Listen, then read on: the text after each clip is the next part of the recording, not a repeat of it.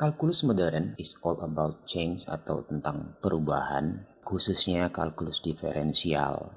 Intuisinya seperti ini nih contohnya. Jono akan terjun bebas dari ketinggian 20 meter. Nih sebut saja namanya Jono. Nah temennya Joni nanya, berapa kecepatan jatuh Jono setelah 1 detik? Kalau dengan hitungan standar yang belum memahami kalkulus, misalnya dia sudah tahu bahwa persamaan jatuhnya Joni ini adalah persamaan jatuh bebas. D sama dengan setengah dikalikan gravitasi dikalikan T kuadrat waktu. Artinya kalau gravitasinya 10, jadinya 10 dikali setengah adalah 5 T kuadrat. Dan jikalau T-nya sama dengan 1, maka D alias jarak sama dengan 5 meter. Artinya dalam 1 detik, ya dalam 1 detik di sini, dalam 1 detik. Si Jono telah jatuh sejauh 5 meter. Sehingga secara awamnya bahwa kecepatan Jono adalah 5 dibagi 1, yaitu sama dengan 5 meter per second.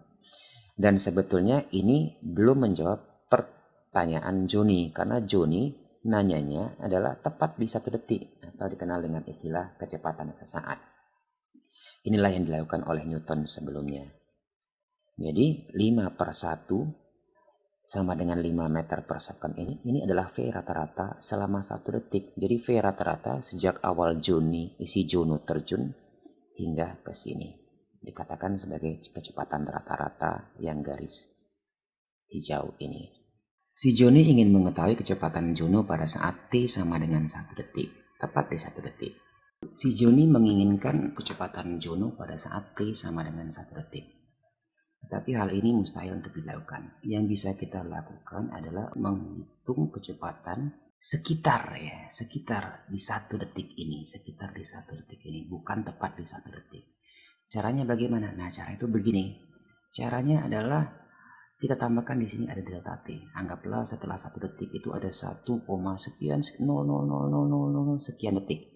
Atau delta T-nya mendekati 0, delta T bisa dituliskan dengan seperti ini, ada yang juga menunjukkan seperti ini, delta T menuju 0. Tadi kita sudah tahu bahwa jarak jatuh si Jono adalah, kita katakan D1. Ya, kita sudah dapat D1 tadi, meter per second. Sekarang, di sini, 1 detik ditambahkan dengan delta T ini kita katakanlah sebagai D2. Jadi, kecepatan jatuh selama 1 detik dikatakan sebagai D1, kemudian kecepatan setelah jatuh 1 detik ditambahkan delta T sama dengan D2. Sehingga kalau delta T-nya mendekati 0 atau delta T menuju 0, maka kecepatan sesaat bisa dituliskan tuh begini. V-nya sama dengan D2 dikurang D1 dibagikan dengan delta T. Ya, dibagikan dengan delta T. Ya. D2 minus D1 ini adalah jarak ini. Jarak selama delta T. Sehingga kecepatan di area ini itu adalah D2 minus D1 per delta T. Dengan delta T mendekati sama dengan 0 atau delta T menuju 0. Nah, jadi kita katakanlah 1 second ini adalah T1 sama dengan 1 second atau 1 detik.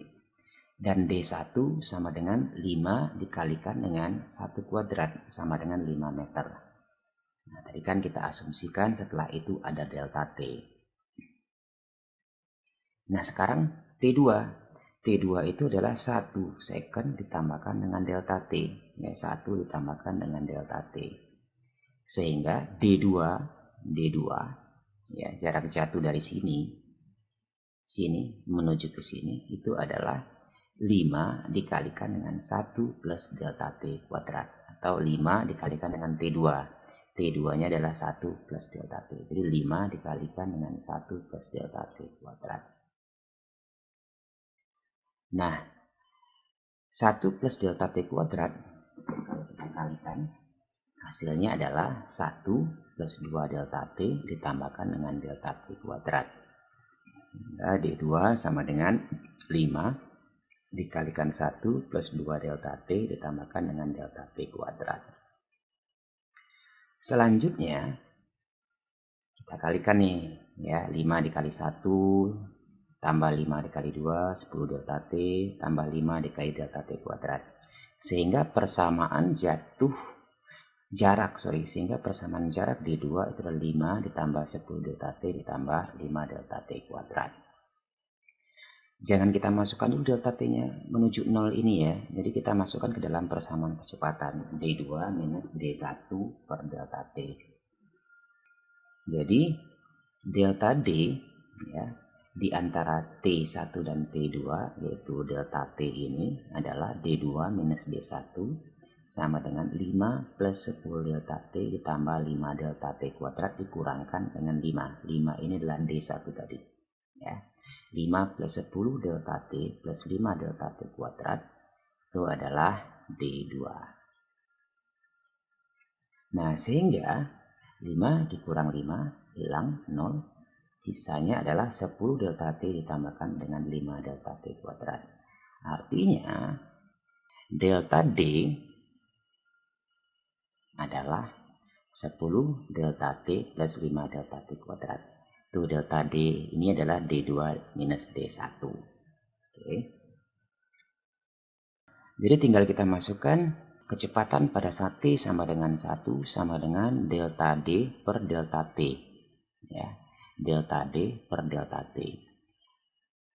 Sama dengan 10 delta T ditambahkan dengan 5 delta T kuadrat dibagikan dengan delta T. Ini delta T-nya sama dikeluarkan.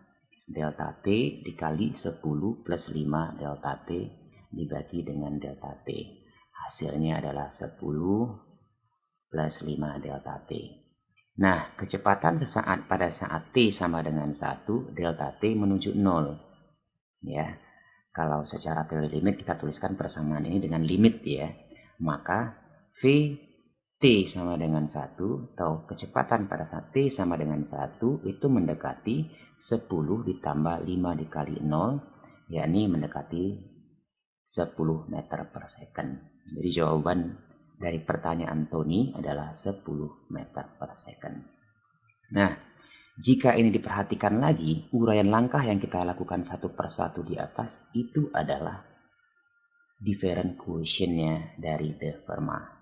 Itu Fx ditambah delta X min Fx per delta X.